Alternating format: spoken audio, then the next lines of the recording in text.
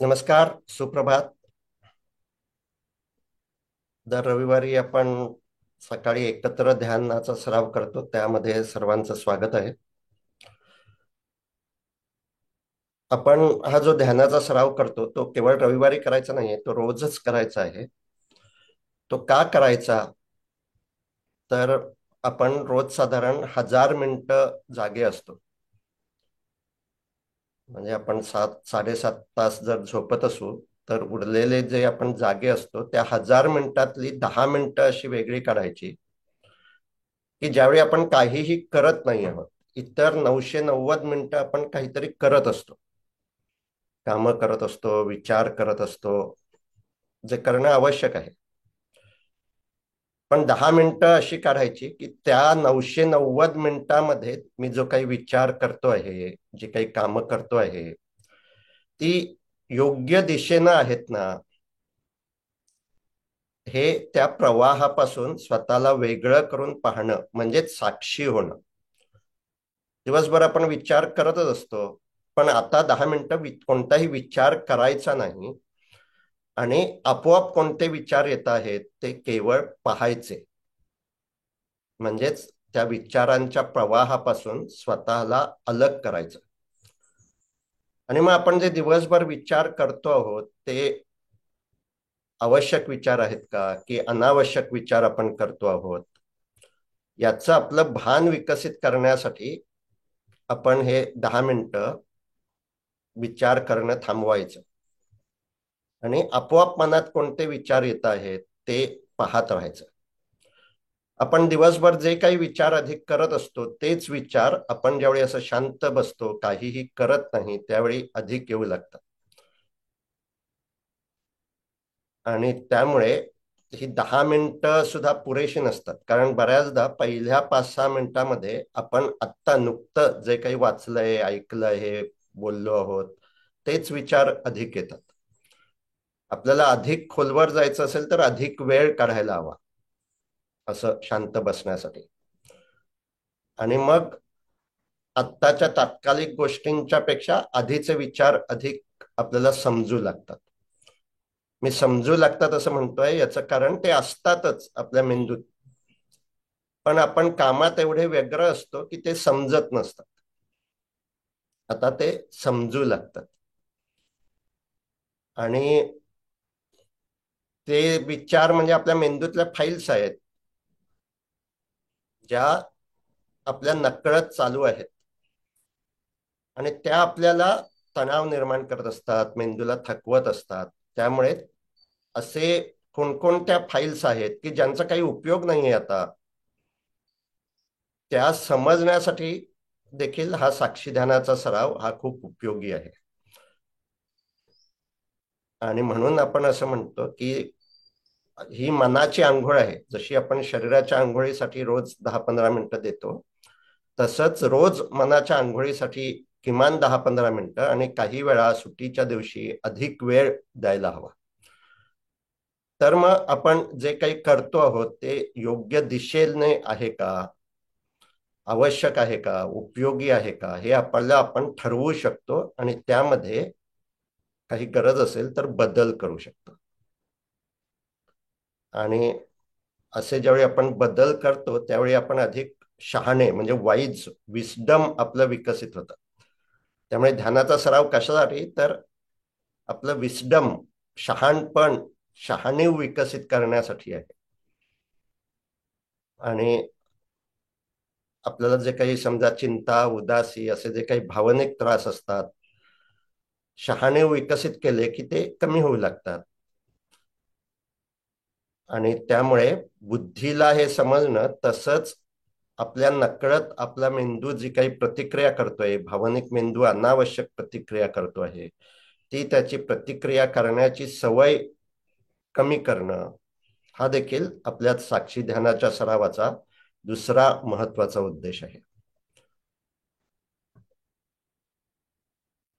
तर आज आपण साक्षी ध्यानाचा सराव करताना नेहमीप्रमाणेच विचार करणं आपल्याला थांबवायचं आहे. मनात विचार येत असतील त्यांची केवळ नोंद घ्यायची आहे. आणि आज अशी नोंद घेताना आपण जसं वेगवेगळ्या प्रकारे नोंद घेत असतो, कोणत्या मीचे विचार आहेत याची नोंद घेतो, तसं आज नोंद घेताना हे जे विचार आहेत हे मी आता 5 कॅटेगरी सांगतो, त्यापैकी कोणत्या प्रकारात ते बसतील याची केवळ नोंद घ्यायची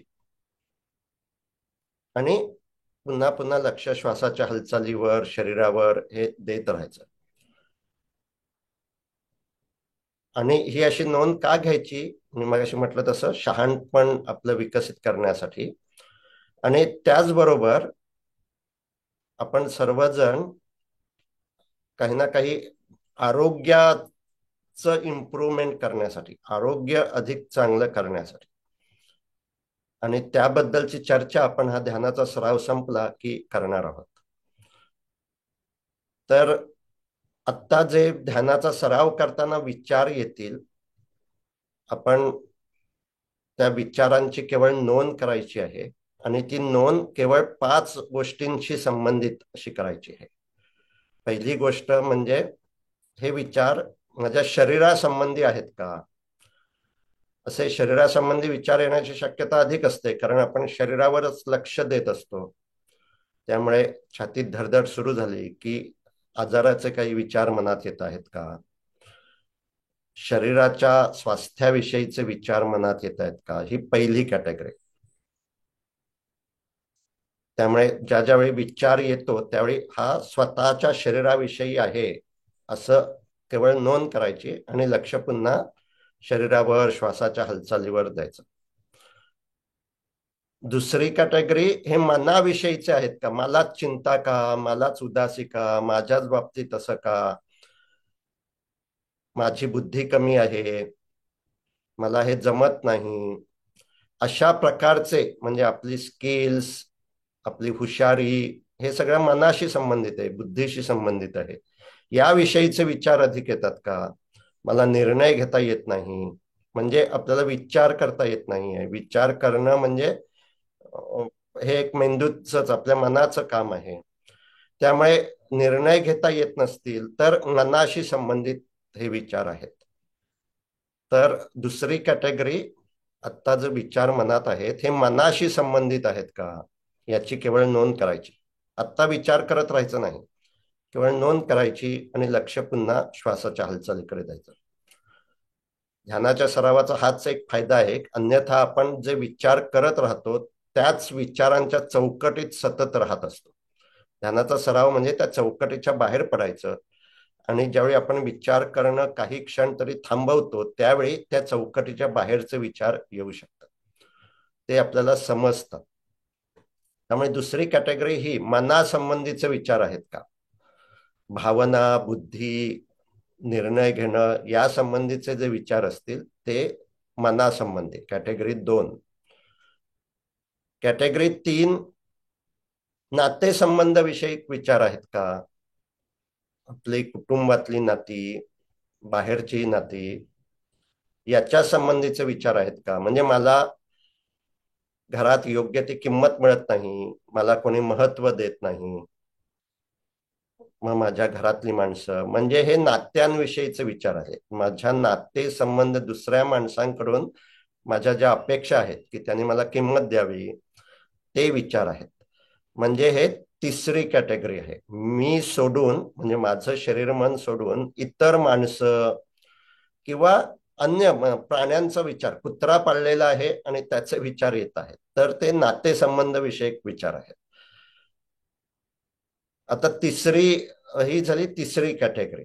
आपल्या मनात नाते संबंध विषयक विचार अधिक असतात का, आत्ता हा विचार नातेसंबंध विषयक आहे का.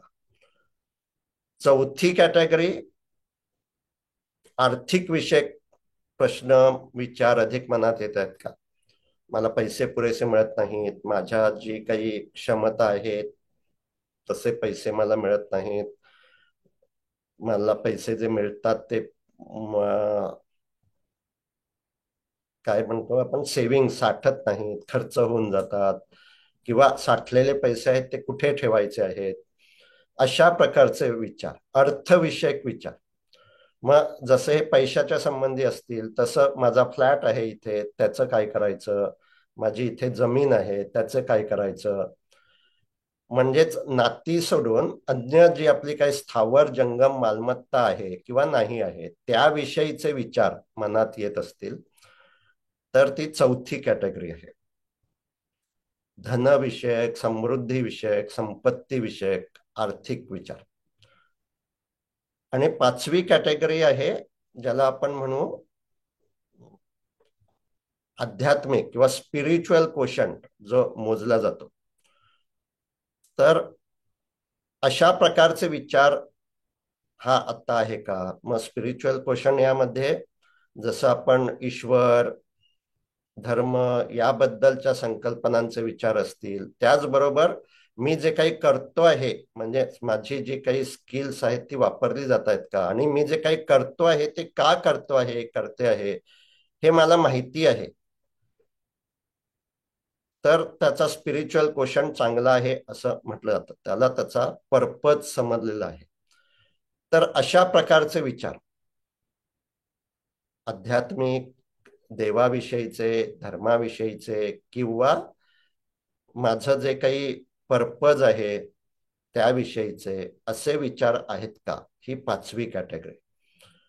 आता आपण केवळ एवढंच करायचं आहे की आपल्या मनात जे आपोआप विचार येतात ते या पाच कॅटेगरी पैकी कोणते आहेत त्याची केवळ नोंद करायची, त्यावर विचार करत राहायचं नाही, आणि लक्ष पुन्हा पुन्हा श्वासाकडे किंवा शरीरात जे काही जाणवत आहे त्याकडे देत राहायचं.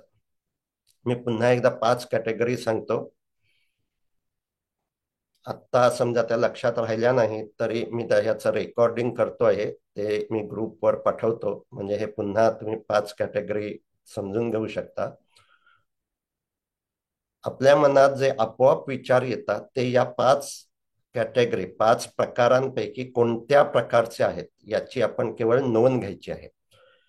पहिला प्रकार शरीरविषयक विचार, स्वतःच्या शरीराविषयी, आरोग्याविषयीचे विचार. दुसरा प्रकार मनाविषयीचे विचार, भावना, बुद्धी, निर्णय क्षमता याबद्दलचे विचार.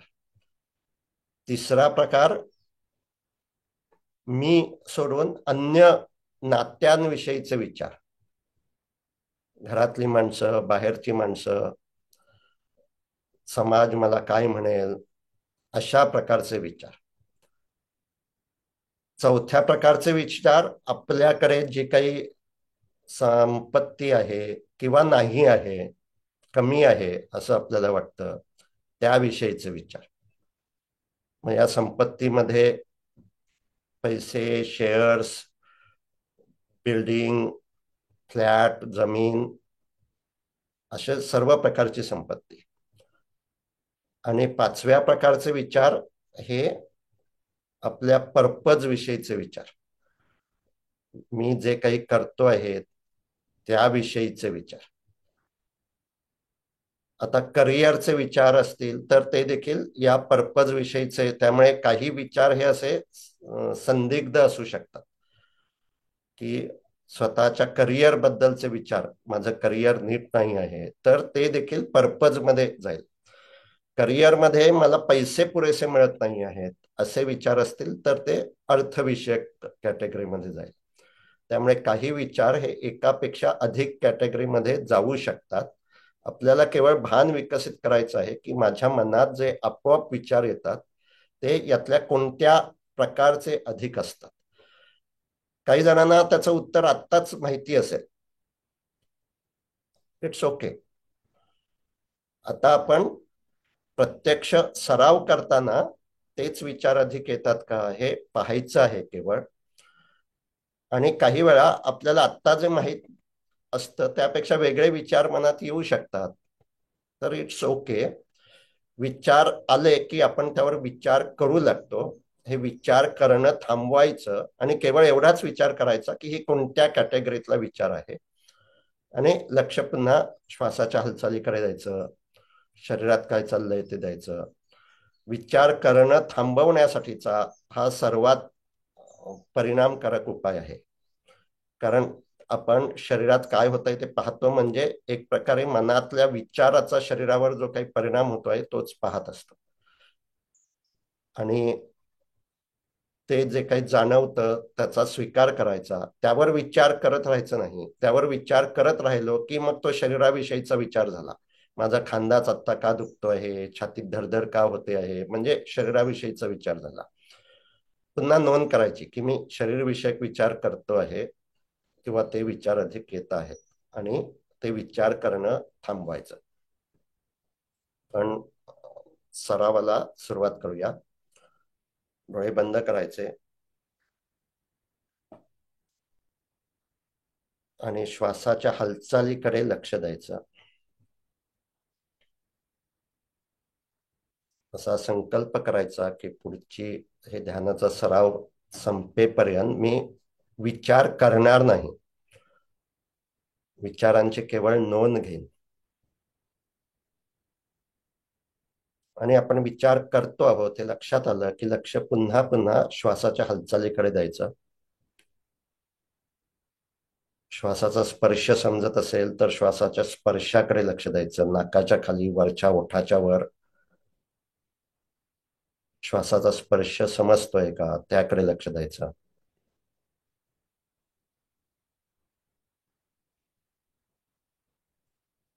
आत्ता श्वासाचा स्पर्श समजत नसेल तर ते मान्य करायचं, पण रोज काही वेळ असं नाकाच्या खाली, वरच्या ओठाच्या वर लक्ष देण्यासाठी द्यायचा, 2 मिनिटं, 5 मिनिटं.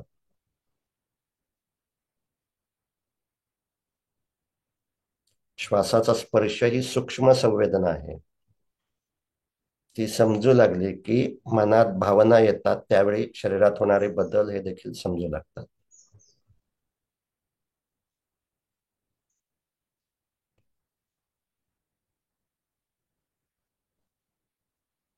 श्वासाचा स्पर्श समजत असेल तर पूर्ण श्वास ट्रॅक करायचा, म्हणजे श्वास आत जाताना स्पर्श समजतोय हे, छातीपोटाची हालचाल होते आहे, आणि पुन्हा श्वास बाहेर पडताना स्पर्श समजतो आहे.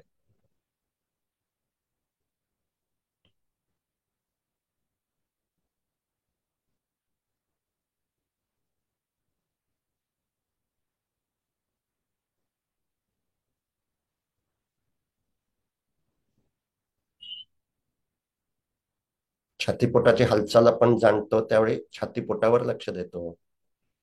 जशी श्वासाची हालचाल समजते आहे तसं आणखी आत्ता काही छातीपोटात जाणवतंय का? जड वाटतंय, धडधडतंय, दुखतंय, जळजळतंय, असं काही जाणवत असेल तर त्याची केवळ नोंद करायची, त्यावर विचार करत राहायचं नाही. आत्ता छातीत जड वाटत आहे, कुठे जड वाटतं आणि कुठे नाही ते पाहायचं. आत्ता पोट फुगल्यासारखं वाटत आहे, म्हणजे नक्की पोटाच्या कुठल्या भागात फूग आहे असं जाणवत आहे. कोणत्याही संवेदनेचं विश्लेषण करत राहायचं नाही. हे का झालं, रात्री हे खाल्लं म्हणून पोटात फुगवावटा आहे, हे विश्लेषण झालं. आत्ता या क्षणी छातीपोटात काही जाणवतंय का त्याकडे केवळ लक्ष ठेवायचं.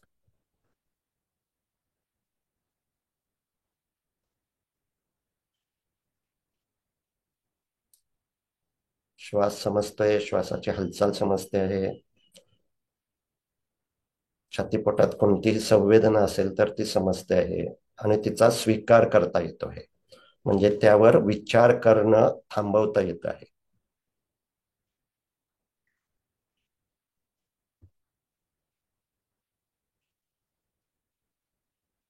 असं श्वास समजत असेल त्यावेळी मनात विचार असू शकतात, ते आपोआप आलेले विचार आहेत.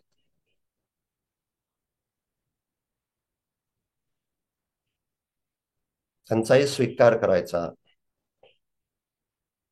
पण त्यावर विचार करत राहायचं नाही.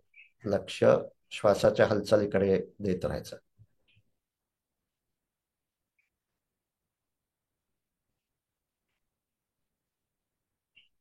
पण मनात जे विचार आहेत ते कोणत्या प्रकारचे आहेत त्याची केवळ नोंद करायची. शरीरविषयक आहेत का, भावनांविषयी आहेत का, नात्यांविषयी आहेत का, पैशाविषयी आहेत का,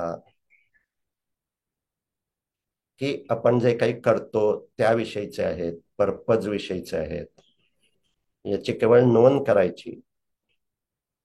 एकाच वेळी या पाचही प्रकारचे विचार मनात असू शकतात, म्हणजेच अनेक विचार असू शकतात. ओके. किंवा एकाच प्रकारचे विचार अनेक असू शकतात. ओके. त्याचं विश्लेषण करत राहायचं नाही, त्यावर विचार करत राहायचं नाही, केवळ नोंद करायची आणि लक्ष पुन्हा श्वासाच्या हालचालीकडे द्यायचं.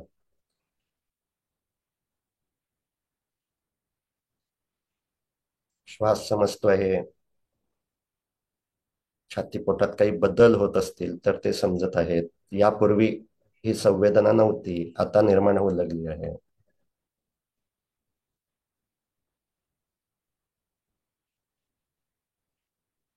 आता लक्ष घशावर द्यायचं, घसा आणि मान, तिथे काही जाणवतंय का?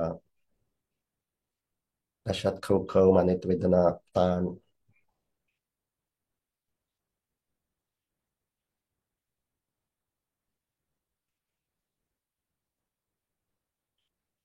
आता लक्ष चेहऱ्यावर द्यायचं.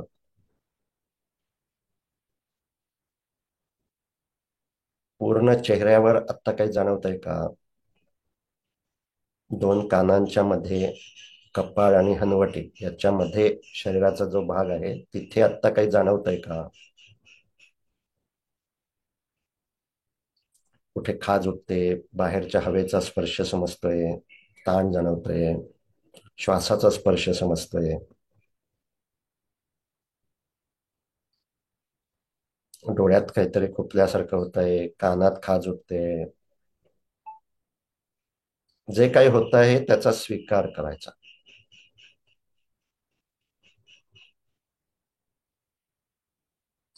आता लक्ष मस्तकात द्यायचं, तिथे जड वाटतंय का, दुखतंय का, खाज उठते का, थरथरतय का?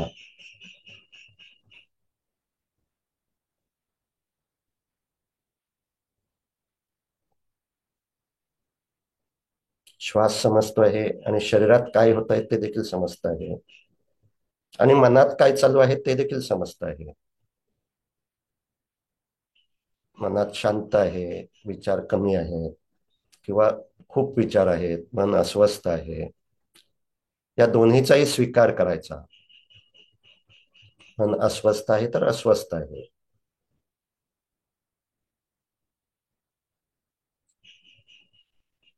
मनात विचार कमी असतील तर एखादा विचार येतो त्याची केवळ नोंद करायची, कोणता विचार आहे.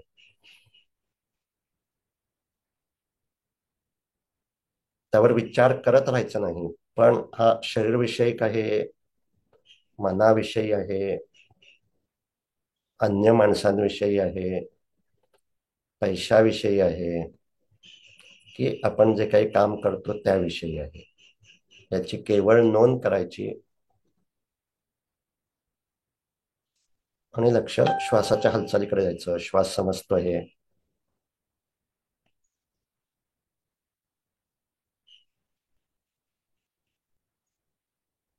शरीरात काय होतंय ते समजत आहे, शरीरात कुठेतरी खाज उठू लागते. आता नकळत हालचाल होऊन खाजवायचं नाही, खाज होते आहे आणि ती समजते आहे. काही क्षण तरी त्याचा स्वीकार करायचा, खाज कुठे आहे आणि कुठे नाही ते पाहायचं, आणि ती खाज अगदी असह्य झाली की सावकाश हालचाल करून खाजवायचं.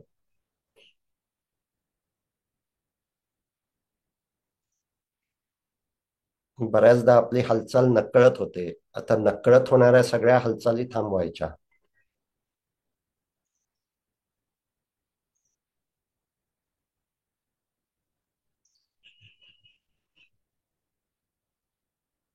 आता डोक्यापासून तळपायापर्यंत पूर्ण शरीरावर लक्ष द्यायचं, आणि आता या क्षणी शरीरात कुठे कुठे काय काय जाणवत आहे. पायात दुखतंय का, कमरेत वेदना होत आहेत का,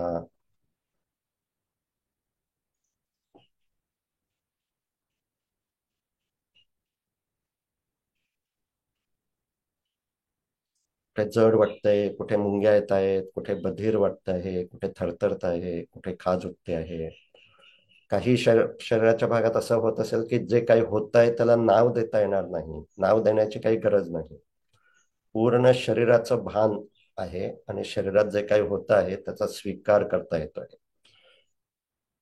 त्यावर विचार करत राहत असू तर शरीरविषयी विचार मनात अधिक आहेत याची केवळ नोंद करायची.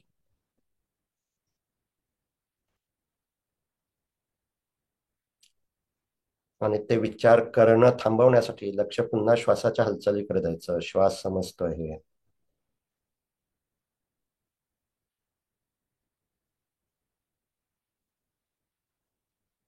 आणि मनात विचार असतात.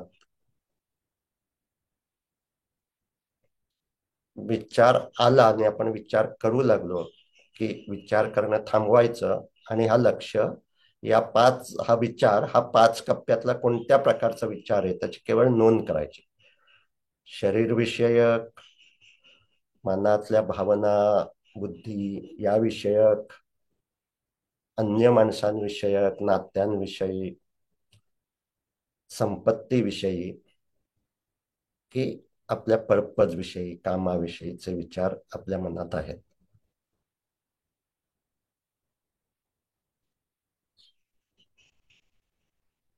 त्यावर विचार करत राहायचं नाही, केवळ एवढाच विचार करायचा आणि लक्ष पुन्हा श्वासाच्या हालचालीकडे द्यायचा. श्वास समजतो आहे.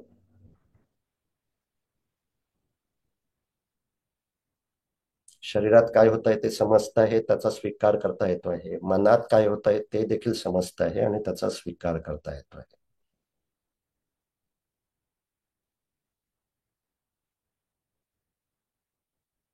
मनात विचार कसे निर्माण होतात ते पाहता येत आहे. बाहेरचा काहीतरी आवाज येतो आणि मनात विचार येतो.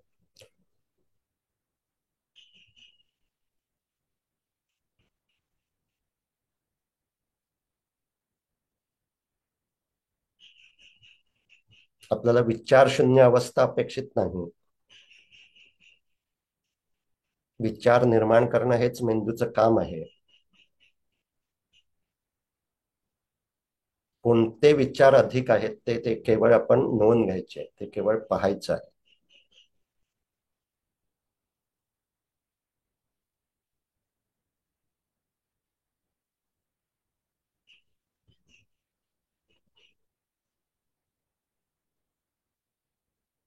काही जणांना मनातले विचार समजतच नाही. ते समजू लागणं अपेक्षित आहे, आवश्यक आहे. त्याचसाठी विचार प्रक्रियेपासून अलग व्हायचं आहे, श्वासाकडे लक्ष द्यायचं.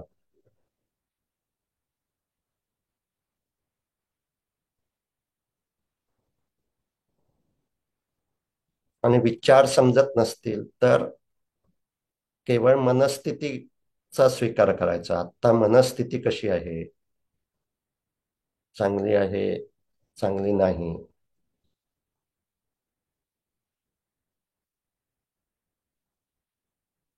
या दोन्हीचाही स्वीकार करायचा. आता मनस्थिती चांगली नाही आणि मी मनाकडे साक्षी होऊन पाहतो आहे. जी काही मनस्थिती आहे त्याचा स्वीकार करतोय. त्यावर प्रतिक्रिया करणं थांबवता येत आहे.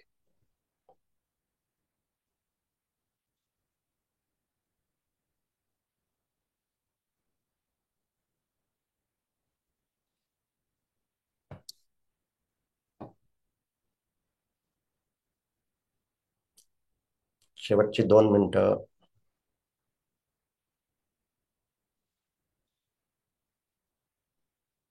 श्वास समजतो आहे म्हणजे आपल्या अटेन्शनच्या सेंटरला मध्यभागी श्वास आहे. पण आपलं अटेन्शनचं वर्तुळ आहे, तो केवळ बिंदू नाही. त्या वर्तुळात काय काय आहे,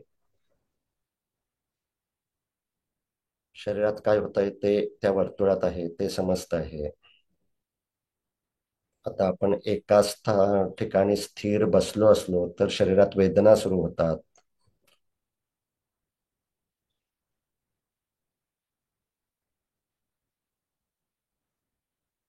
अशा नवीन संवेदना कुठे निर्माण झाल्या आहेत ते केवळ पाहायचं.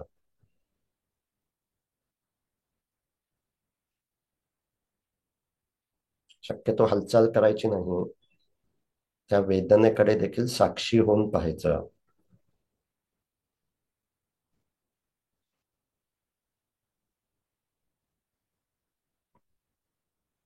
मनाची जी काही स्थिती आहे तिचाही स्वीकार करायचा.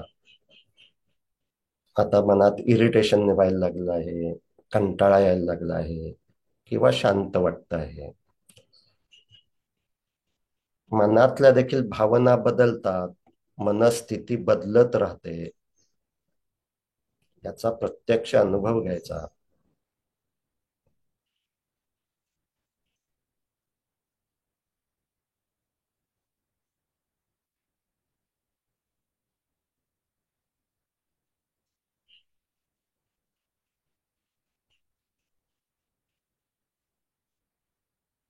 पण श्वासाच्या हालचालीकडेही लक्ष आहे.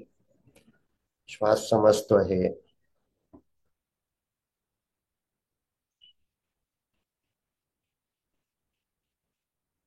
शरीरात काय होतंय ते समजत आहे, मनात काय होतंय ते समजत आहे, आजूबाजूला काय होतं ते देखील समजत आहे. हेच पूर्ण भान.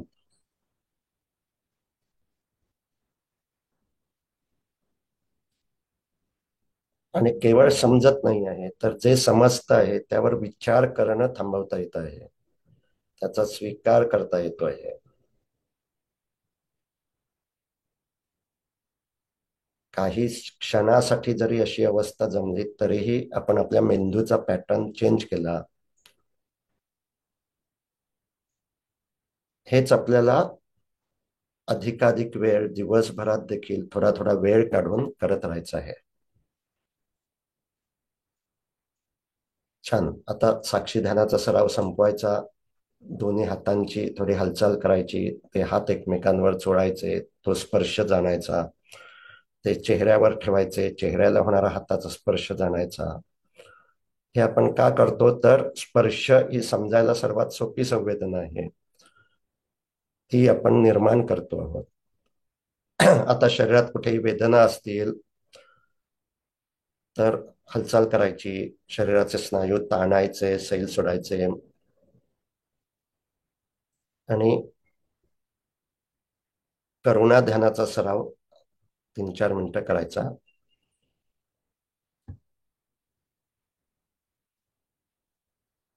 करुणा ध्यान म्हणजे मुद्दाम म्हणून सकारात्मक विचार मनात काही वेळ धरून ठेवायचे. प्रत्येकासाठी करुणा ध्यान वेगवेगळं असू शकतं. आपल्या मनात कोणते विचार अधिक येत आहेत त्यावर ते, त्यानुसार आपण बदलवू शकतो.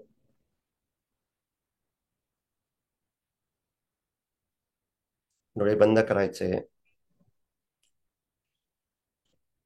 श्वासाची हालचाल जाणायची.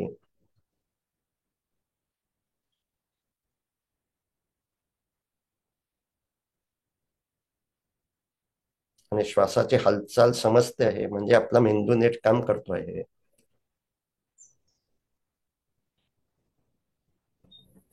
आपल्या मेंदूचं आरोग्य ठीक आहे. मेंदूचं आरोग्य ठीक नसेल तर श्वासाची हालचाल देखील समजत नाही.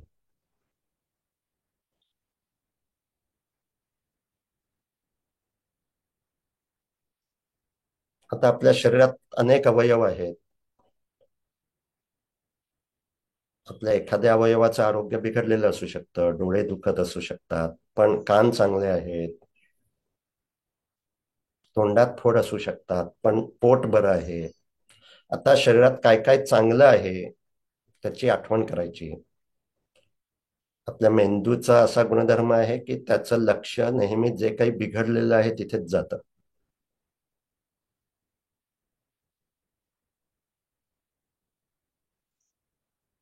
आपल्या किडनी चांगल्या आहेत.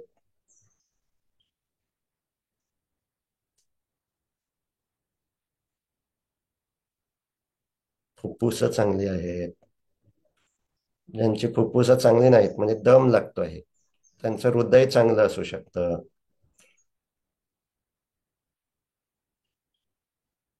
आपल्या शरीरात जे जे काही चांगलं आहे त्याची आठवण करायची. आणि ज्यामध्ये थोडे आजार आहेत ते दूर होत आहेत, शरीर अधिकाधिक निरोगी होत आहे. सशक्त होत आहे.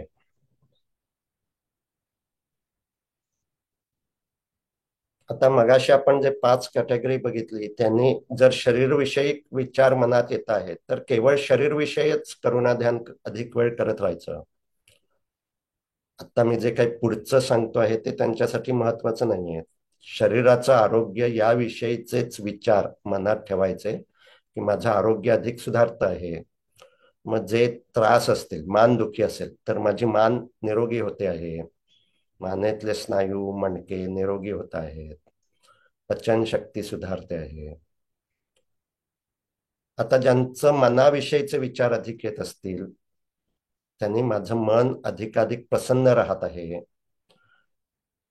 मनातल्या चिंता, उदासी, त्रासदायक भावना यांची तीव्रता, कालावधी कमी कमी होतो आहे.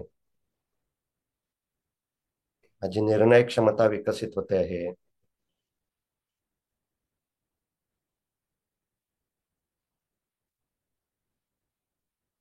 मी जे काही संकल्प मला करता येतो आहे आणि मी जे काही संकल्प करतो तो प्रत्यक्षात आणता येतो आहे. माझं प्रोक्रॅस्टिनेशन म्हणजे चालढकल, आपण एखादी गोष्ट पुढे पुढे ढकलत असतो ती कमी होत आहे.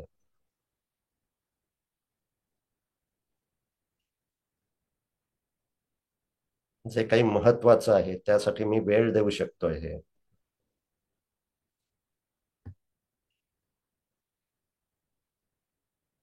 माझं मन अधिकाधिक वेळ प्रसन्न राहत आहे. मनात अस्वस्थता निर्माण झाली की ती मला लवकर समजत आहे.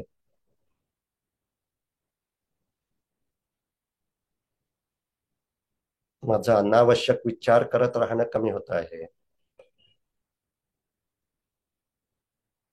कोणते विचार करायचे आणि कोणते विचार थांबवायचे, विचार करणं थांबवायचं याचं भान विकसित होत आहे.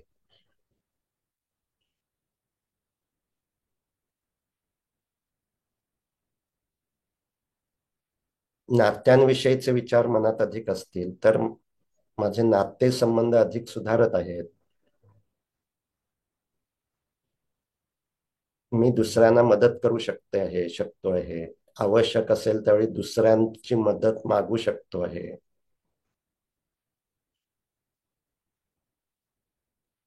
माझा संवाद चांगला होतो आहे.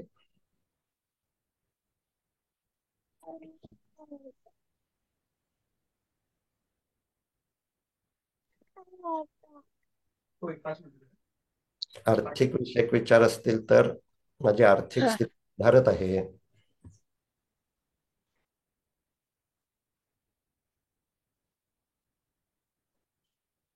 जे काही पैसे मिळतात त्यातले काही पैसे माझे सेव्ह होत आहेत, संचय होतो आहे, मला पुढच्या गोष्टींसाठी ठेवता येत आहे. माझे खर्च कमी होत आहेत. आवश्यक ते खर्च मी करतो आहे.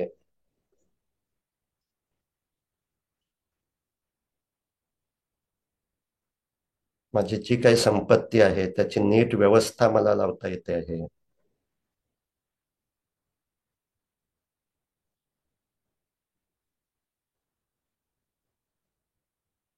आणि मला माझ्या क्षमता वापरता येईल असं काम करायला मिळत आहे, तशी संधी मिळते आहे. मी जे काही करतो आहे ते का करतो याचं भान मला आहे.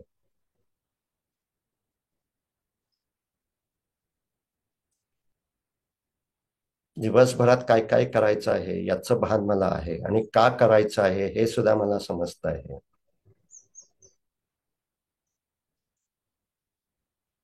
एकूणच मी का जगतो आहे ते मला समजत आहे, माझा पर्पज मला समजतो आहे.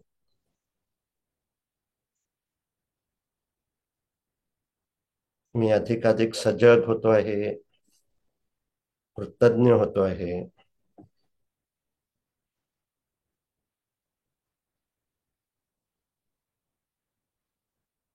क्षमाशील होतो आहे आणि जगातली सर्व माणसं अशी सजग होत, कृतज्ञ होत, क्षमाशील हो. अशी भावना म्हणजेच करुणा भाव मनात काही वेळ धरून ठेवायचा. सर्वांचं मंगल हो, सर्वांचं कल्याण हो.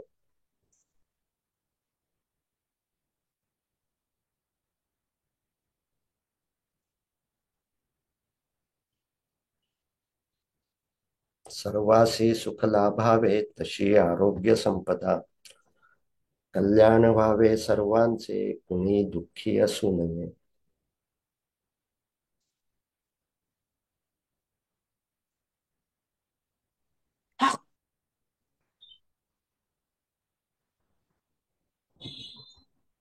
छान, सावकाश डोळे उघडायचे. आजचा आपला ध्यानाचा सराव आपण पूर्ण केला आहे. आता मी तुम्हाला काही प्रश्न विचारणार आहे आणि त्या प्रश्नांची तुम्हाला जे काही योग्य वाटतं त्याची उत्तरं तुम्ही इथे टाईप करून पाठवू शकता. तर जे मी प्रश्न विचारणार आहे त्याची फक्त संकल्पना सांगतो आणि त्यानुसार त्याची उत्तरं तुम्ही द्यायची आहेत. आता आपण बघितलं 5 कॅटेगरी. ही 5 प्रकारची आरोग्य आहेत आणि तुम्ही तुम्ही ठरवायचं आहे की पहिलं शरीराचं आरोग्य. तुम्हाला काय वाटतं आहे की 0 ते 5 यामध्ये तुम्ही किती नंबर स्वतःच्या शारीरिक आरोग्यासाठी द्याल? 0 म्हणजे एक हॉस्पिटलमध्ये ऍडमिट असलो तर 0, आणि 5 म्हणजे फुल फिट, आत्ता ट्रेकिंग करायला जाऊ शकतो, डोंगर चढू शकतो, असं असेल तर 5. याच्यामध्ये आपली काही ना काही शारीरिक स्थिती असू शकते. की आपली आपल्याला काय वाटतं आहे ती बरोबरच असेल असं नाही. म्हणजे एखाद्याला ब्लड प्रेशर असू शकतं पण त्याचा 5 असं नंबर असू शकतो, पण आपलं आपल्याला शरीराबद्दल काय वाटतं आहे. सो इथे बऱ्याच जणांचे 5 आहेत, काही जणांचे 2-3 आहेत. तर जर शरीराविषयीच हे 3 असेल, 2 असेल, तर त्यावर आपण आवश्यक ते उपचार करून घेतो आहोत का, आणि ते उपचार करून घेऊन मग जे काही आपल्या मनाचा परिणाम सुद्धा शरीरावर होत असतो, पण आपल्या शरीराच्या आरोग्याबद्दल आपल्याला भान ठेवणं आवश्यक आहे. त्यामुळे ज्यांनी 2-3 असं आकडा कळवलेला आहे त्यांनी जरा शरीरासाठी अधिक वेळ द्यायला हवा, म्हणजे सर्वांनीच द्यायला हवा. ज्यांचं 4-5 आहे त्यांनी सुद्धा रोज शारीरिक व्यायाम करायला हवा, पुरेशी विश्रांती घ्यायला हवी. पण ज्यांचे 2-3 नंबर आहेत त्यांनी केवळ ध्यान करणं पुरेसं नाही आहे, त्याबरोबर शरीरासाठी काही औषधं आवश्यक असतील तर औषधं घ्यायला हवी, डॉक्टरांचा सल्ला घ्यायला हवा. आणि मग जर औषधं आपण घेत असू तर मग शरीराची जी काही स्थिती आहे त्याचा स्वीकार करायला हवा. म्हणजे एखाद्याला पार्किन्सन आहे तर आता पार्किन्सनवरची औषधं आयुष्यभर घ्यायची आहेत, आणि ती औषधं घेऊन जे काही शरीरामध्ये होत आहे त्याचा स्वीकार करता येणं, म्हणजे मला पार्किन्सन आहे हा विचार करत राहण्याची काही आवश्यकता नाही आहे. एखाद्याला डायबेटीस असू शकतो, पण डायबेटीस असून सुद्धा माणसं डोंगर चढू शकतात. तर शरीराविषयी आपण अधिक विचार करतो आहोत का? जर आपण 2-3 वर असू, इथे कमीत कमी नंबर 2च आलेला आहे, त्याखाली चालेल नाही आहे, तर आपण हे समजून घ्यायला हवं की आपल्या नियंत्रणात काय आहे आणि नियंत्रणाबाहेर काय आहे. म्हणजे काही जणांना लहानपणापासूनच डायबिटीस असतो, आता त्यांनी आयुष्यभर 2 असं घेऊन काही उपयोग नाही. डायबेटीसवर जे काही डॉक्टर सांगतील ते इन्शुलिन घेत राहायचं आणि आपली शरीराची जी काही क्षमता आहे ती अधिक विकसित करण्याचा प्रयत्न करायचा. तर हे शरीराच्या आरोग्याविषयीचं आहे. आता दुसरा प्रश्न, आपल्याला आपलं मनाचं स्वास्थ्य त्याविषयी सुद्धा असाच नंबर द्यायचा. 0 ते 5 मनाचं स्वास्थ्य माझं चांगलं आहे असं वाटत असेल तर 5 नंबर. जर ते कमी आहे असं वाटत असेल तर 1, 2, 3, 4 नंबर.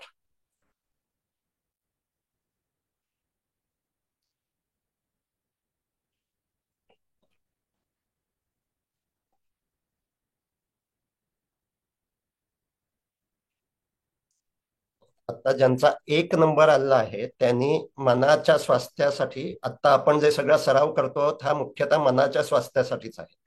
शरीराच्या स्वास्थ्यावर देखील त्याचा परिणाम होतोय, पण मनाचं स्वास्थ्य आपलं सुधारणं हे अपेक्षित आहे. आणि मनाचं स्वास्थ्य सुधारणं म्हणजे काय, की चिंता माझ्या मनात किती राहते आहे त्याचं काळ कमी व्हायला हवा, त्याची तीव्रता कमी व्हायला हवी, उदासी किती वेळ राहते, भीती किती वेळ राहते. त्यामुळे ज्यांनी मनाच्या स्वास्थ्याविषयी 1, 2, 3 नंबर दिलेले आहेत त्यांनी त्यामध्ये अधिक खोलात जाऊन आपलं मनाचं स्वास्थ्य सुधारायचं म्हणजे काय ते आपल्याला समजलं पाहिजे. मनाची द्विधा मनस्थिती होते तर मनाचं स्वास्थ्य ठीक नाही आहे. आपल्याला विचार कौशल्य विकसित करणं आवश्यक आहे. आणि विचार कौशल्य विकसित करण्यासाठी भावनांची समतोल आवश्यक असतो. आणि म्हणजेच आपण हा जो सराव करतो तो अधिक करायला हवा, तो नीट समजून घेऊन करायला हवा. समजून घ्यायचं म्हणजे काय, की दिवसभरात देखील ज्यावेळी मन अस्वस्थ असतं त्यावेळी ते लक्षात यायला हवं, ते अधिकाधिक लवकर लक्षात यायला हवं. ते अस्वस्थ आहे त्यावर मी काही करू शकते आहे का, ते करू शकत असेल तर त्यावर विचार करायला हवा आणि ऍक्शन प्लॅन बनवता यायला हवा, कृती करता यायला हवी. जर ते करता येत नसेल तर जे काही मनात होत आहे त्याचा स्वीकार करता यायला हवा. मग मनात गाण्याची धून घोळत राहते.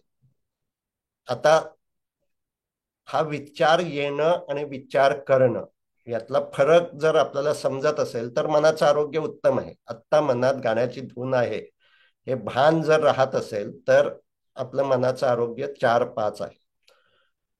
जर ते भान नसेल तर प्रॉब्लेम आहे. मग मनात गाण्या विचार येतो आणि तसेच विचार आपण करत राहतो आहोत, ते आपल्याला थांबवता यायला हवं.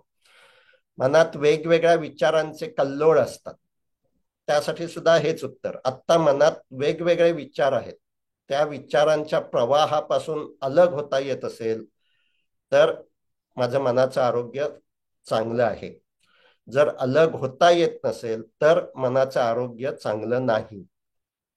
त्या विचारांच्या कल्लोळात मी वाहून जातो आहे. मग त्यावर आपल्याला काम करायला हवं, की कोणते विचार आहेत की जे विचार माझा ताबा घेतात आणि तेच विचार मी करत राहतो. म्हणजेच विचारांच्या प्रवाहापासून, विचाराच्या कल्लोळापासून अलग होता येत नाही. विचारांचा कल्लोळ असणं ही विकृती नाही, त्यापासून अलग होता न येणं ही विकृती आहे. त्यामुळे आत्ता मनात विचारांचा कल्लोळ आहे हे भान आहे की आत्ता मन निरोगी आहे, त्या विचारांच्या कल्लोळाचा स्वीकार करता येतो आहे. आता हे जे विचारचा कल्लोळ असतो ते आत्तापर्यंत आपल्या आयुष्यात जे काही झालं आहे त्यामुळे हे होत असतं. मोकळ्या वेळात विचार वाढले आहेत, ते वाढणं हे चांगलंच आहे. त्याची जर तक्रार करत असाल तर ते मानसिक आरोग्य तुम्हाला नीट समजलं नाही याचं हे आहे. आपण मोकळा वेळ मुद्दाम ठेवावा असं सांगतो, की कोणते विचार येत आहेत ते विचारांची कॅटेगरी आपल्याला करायची आहे. आणि त्यामुळे ते विचार वाढले आहेत ही चांगली गोष्ट आहे. आतापर्यंत ते समजत नव्हते, आता ते समजू लागलेले आहेत. तर ते कोणत्या कॅटेगरीचे आहेत याचं केवळ भान ठेवायचं तर आपलं मानसिक स्वास्थ्य चांगलं आहे. आता तिसरा प्रश्न नात्यांविषयीचा, की हे जे विचारांचे कल्लोळ असतात हे नातेविषयक आहेत, तर मग ही तिसरी कॅटेगरी झाली. त्यामुळे आपलं नातेसंबंध विषयक आरोग्य याविषयी सुद्धा आपला नंबर द्यायचा 0 ते 5. माझे नातेसंबंधीविषयी आरोग्य चांगलं आहे तर 4-5. पण त्यामध्ये जरा प्रॉब्लेम आहे तर 1-2-3.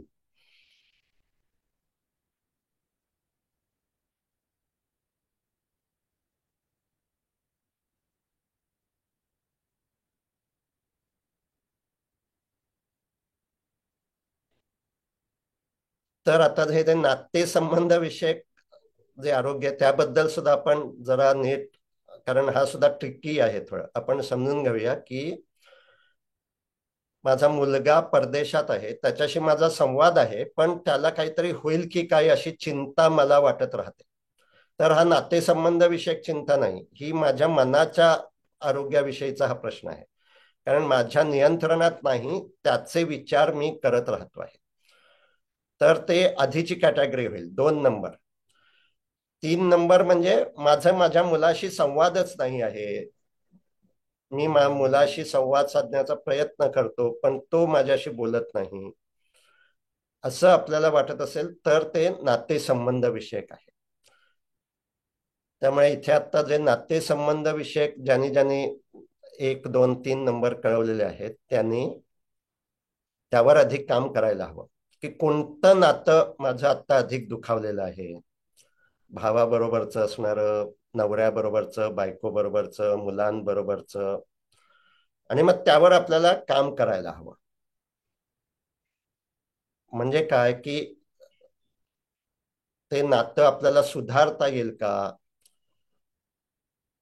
त्याविषयी आपल्याला विचार करून काही ना काही कृती कार्यक्रम करता यायला हवा. आणि जर ते सुधारता येण्यासारखं नसेल तर त्याचाही स्वीकार करायला हवा. म्हणजे काय की आपल्या नात्यातली एखादी व्यक्ती व्यक्तिमत्व विकृती असणारी असू शकते, चक्रम असू शकते, आणि आपण कितीही प्रयत्न केला तरी सुद्धा तिच्याशी माझं नातं चांगलं होणं हे खूप कठीण आहे. कारण ती अचानक काही वेळा भांडू लागते. तर ओके, माझ्या मनात तिच्याविषयीचा राग कमी झाला आहे तर माझं नातेसंबंध विषयीचं आरोग्य चांगलं आहे. ती अशी अचानक भांडू लागते याचं कारण तिच्यामध्ये काहीतरी विकृती असू शकते, पर्सनॅलिटी डिसऑर्डर असू शकते, बॉर्डर लाईन पर्सनॅलिटी डिसऑर्डर अशी जी एक पर्सनॅलिटी डिसऑर्डर आहे ती आपल्या आजूबाजूला अनेक माणसांमध्ये असू शकते. ती माणसं अशी असतात की त्यांना तुझं माझं जमेना, तुझ्या वाचून करमेना, अशी त्यांच्या मनाची स्थिती असते. त्यांना दुसरी माणसं हवी असतात पण अचानक ती भांडू लागतात. तर आपल्याला हे समजत आहे आणि त्याच्याबद्दल करुणाभाव मनात येतो आहे की बिचाराला स्वभाव विकृती आहे आणि ती स्वतःवर काम करायला काही तयार नाही आहे. पण मला त्या व्यक्तीबद्दल राग नाही. तर माझा नातेसंबंध विषयक आरोग्य चांगलं आहे. त्यामुळे ज्यांचं 1-2 असं नातेसंबंध विषयक ज्यांनी उत्तर दिलं आहे त्यांनी स्वतः विचार करायला हवा की नातं सुधारण्यासाठी मी काय करू शकतो. आणि समजा ते सुधारण्याच्या पलीकडे असेल तर त्याचा स्वीकार मला करता येतोय. आता इथे यांनी कोणते विचार आहेत ते सांगितलं आहे. मुलांचं करिअर, जर मुलं 20 वर्षापेक्षा मोठी असतील तर त्यांच्या करिअरचे विचार हा त्यांनी करायला हवा. तो जर तुम्ही करत असाल तर तो अनावश्यक विचार आहे. तुम्ही मुलांना केवळ गाईड करू शकता, पण त्यांचा करिअरचा विचार हा आपण ती लहान 18 वर्षाच्या असेपर्यंतच करू शकतो. त्यानंतर मुलांच्या करिअरचा विचार हा मुलांनी करायला हवा. आणि तो जर मुलं करत नसतील तर हा नातेसंबंध विषयक प्रश्न आहे.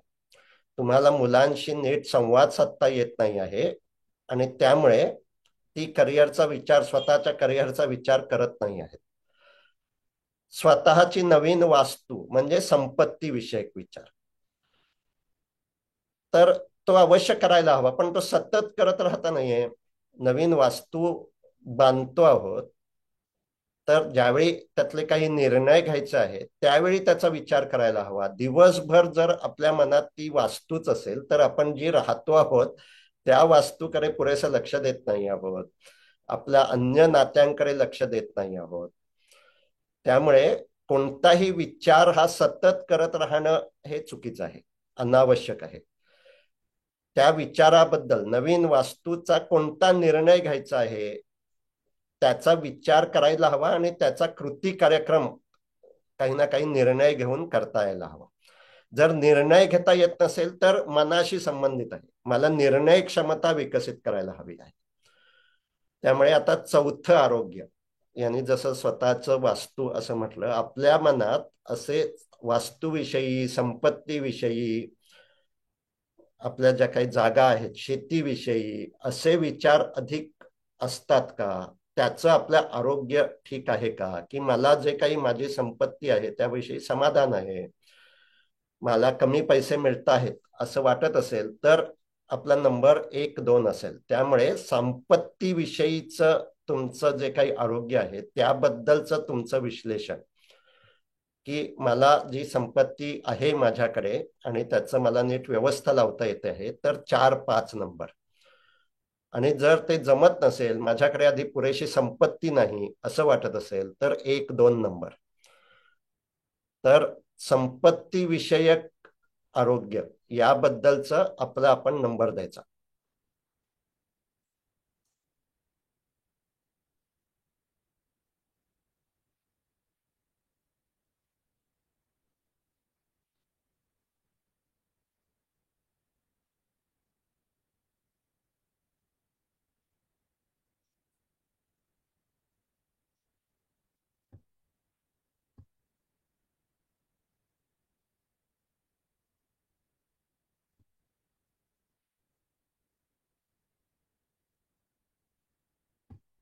त्यामुळे इथे सुद्धा आता ज्यांचं 1-2-3 नंबर आहेत त्यांच्यासाठी त्यांनी याविषयीचा विचार करायला अधिक वेळ द्यायला हवा. ते त्यांची प्रायोरिटी गोल हे असू शकतं, की वास्तूविषयीचा विचार, पैसे अधिक कसे मिळवता येतील योग्य मार्गाने फसवलं न जाता. आजकाल माणसं जी फसवली जातात ती थोड्या वेळात थोड्या श्रमात अधिक पैसे मिळावे अशी लालूच दाखवूनच आपण फसले जातो. त्यामुळे असे फसवले जाणार नाही याचं भान ठेवून पैसे मिळवण्यासाठी वेगळे जे काही अधिक प्रयत्न असतील ते अवश्य करायला हवेत. त्यामुळे एक गोष्ट ज्यांचं 1-2-3 यांचं पैसे कमी मिळत आहेत हे जर त्याचं कारण असेल तर त्यावर विचार करून काही ना काही कृती कार्यक्रम ठरवता यायला हवा. खूप संपत्ती आहे, म्हणजे मी आता एका गटाला भेटलो होतो तर त्यांचे 2-2 फ्लॅट आहेत आणि ते फ्लॅट नीट राहतील का, कोणीतरी बळकावेल, मग तिथेच पुन्हा मेंटेनन्स अधिक भरावा लागतो. मग फ्लॅट आहेत त्याच्यातून पैसे मिळण्यापेक्षा पैसे जातातच आहेत. म्हणजे संपत्ती आहे पण त्याची व्यवस्था नीट लावता आलेली नाही आहे. तर तो विचार करून त्याची व्यवस्था नीट लावता यायला हवी, तर आपलं आर्थिक आरोग्य हे चांगलं राहतं. त्यामुळे आर्थिक आरोग्याविषयी ज्यांच्या 1-2 किंवा 3 असे ज्यांचा नंबर असेल त्यांनी त्याविषयीचा विचार अधिक करायला हवा. पण पुन्हा तो सतत विचार करत राहता नाही, कारण आपण म्हणजे काही केवळ पैसे मिळवण्याचं मशीन नाही. पैसे मिळवणं, पैसे ठेवणं हे एक भाग आहे. त्यामुळे आपण आता 5 आरोग्य पाहतो आहोत. 4 आरोग्य आपली आतापर्यंत पाहून झाली: शरीर विषयक आरोग्य, मन विषयक आरोग्य, नातेसंबंध विषयक आरोग्य, संपत्ती विषयक आरोग्य, आणि आता 5वं आरोग्य पर्पज विषयक, ज्याला स्पिरिच्युअल कोशंट असं म्हणतात. स्पिरिच्युअल कोशंट मोजता येतो. तर मला माझं जे काही मी जे काही करतो आहे त्यामध्ये समाधान आहे आणि मी जे काही करतो आहे ते का करतो आहे याचं भान आहे, असं असेल तर आपलं आध्यात्मिक आरोग्य उत्तम आहे. त्यामुळे आता तुम्ही याचं उत्तर स्वतःच स्वतः द्यायचं आहे की आध्यात्मिक आरोग्य, स्पिरिच्युअल हेल्थ, स्पिरिच्युअल क्वेश्चन, त्याबद्दल तुमचं परसेप्शन स्वतःविषयीचं काय आहे. आपला पर्पज समजला असेल, आपल्या आयुष्याचा पर्पज, तर त्याचं उत्तर 4-5 असेल.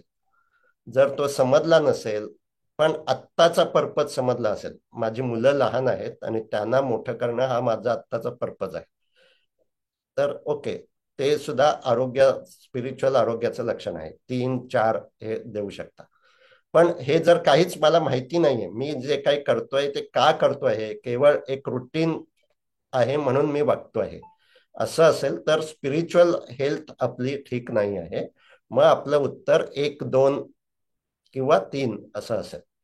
त्यामुळे आता ह्या 5व्या आरोग्याविषयी जरा विचार करून तुमची उत्तरं कळवा. तुमचं जे काही त्याबद्दलचं परसेप्शन आहे.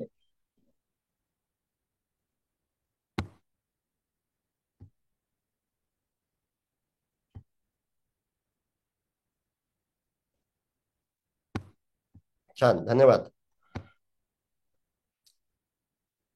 आता इथे काही प्रश्न आलेत, त्याची आपण चर्चा करू. आत्ताचे जे आपण अंक दिले ते आपल्याला आपलं मूल्य ठरवण्यासाठी उपयोगी पडणार आहेत.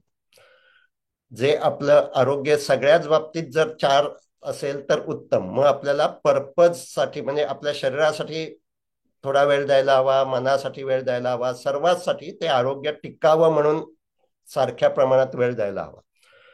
पण जर 5 प्रश्नांपैकी कोणत्याही प्रश्नाचं उत्तर 3 किंवा 3 पेक्षा कमी असेल तर मग आपल्याला त्यासाठी अधिक वेळ द्यायला हवा.